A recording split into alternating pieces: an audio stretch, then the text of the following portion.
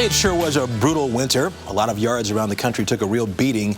Getting your lawn in spring shape sounds like a job for a master gardener. It sounds like a job for a master gardener. It sure does. We just happen to have one right here. William Moss joins us for part 2 of our Start Your Garden Early series. William, good morning. Morning. How you doing? I'm doing just fine. As we said, nasty winter. A lot of lawns took a beating. Is now the time to start getting things ready? Definitely. Lawns took a real hit from a lot of snow and cold. First thing you want to do is get out there with your rake and just kind of rake up everything. Get that thatch, those leaves, all that dead stuff out the way. That's how you want to start rejuvenating That's a heavy-duty rake right there. That's what you need. That's what you need. You need that big, thick bow rake. And then if you got bare spots and patches, you want to come in after that with a grass seed. See these patches we got? You just sow the seed in there, and we just make sure to keep that nice and moist, and then they'll take up and fill these spots. I see. So even though it's cold in some parts of the country, many parts of the country right now, so start seeding. You can start seeding now. You can start seeding now. All right. What about fertilizer? If you don't have a dog, what do you do? 2 things that you can do. Now, if you're seeding, go ahead and use a top dressing. But if you got a nice lawn already, I'd like for you to use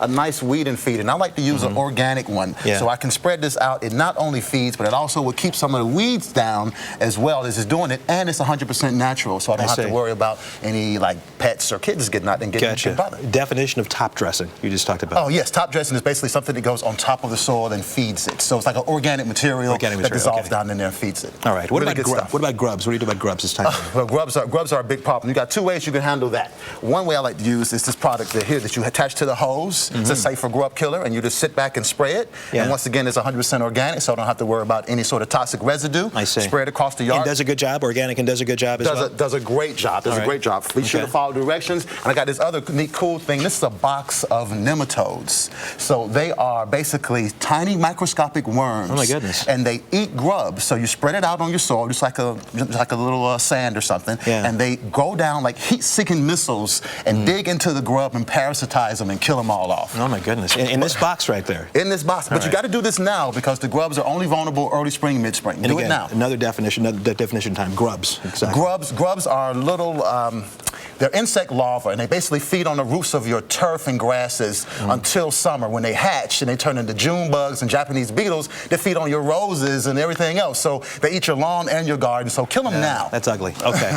Right. Okay, lawn care here. You've got a heavy-duty lawnmower here. Yes, we do. Yes, we do. We got this Craftsman Smooth Start, and the neat thing about everybody with their lawnmower now should be lowering it down to 2 inches because you want to have it at 2 inches. That's going to give you a nice smooth cut. Lower the blade down. Yeah, lower the blade down. It's also going to help the yard look a little better and fill in quicker. Then summertime comes, you raise it back up to 3 inches. Okay. Simple as that. But right now, I want everybody's lawnmower down to 2 inches. That's going to give you the best looking lawn. You know, this stuff has become so much lighter. Yeah, look at that. I mean, look how light that is. It's so light, yeah. Yeah, that's that next tech weed killer. I mean, weed trimmer, and I mean, this weighs about what, 5 pounds? Yeah, it's fun to play with as well. Let's move over here. It's time to plant stuff. Yes, it is. Yes, it is. So in the garden itself, it's time to start out with the pansies, with the perennials, all those other neat things. And some people can even start planting petunias now. So I got a special one for you to plant. Oh, wow. This is a pinstripe. You can put them there. Okay. And I'm going to plant a native plant because we want to have butterflies come to our garden as soon as they're ready. We need to have stuff for them. So I feel like that picture of Richard Nixon. He's on the beach in a suit and wingtips.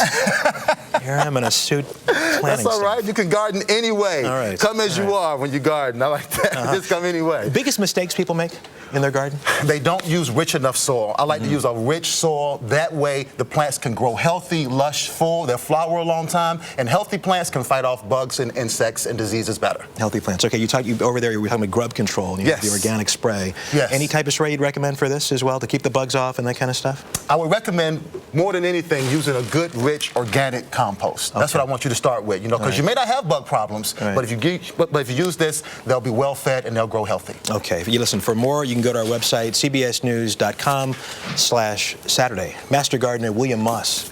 Thanks a lot. No problem. We were reminiscing about our days as kids, as mowing the lawn and stuff like that. But it all worked out. It all worked out. And now here's Rebecca.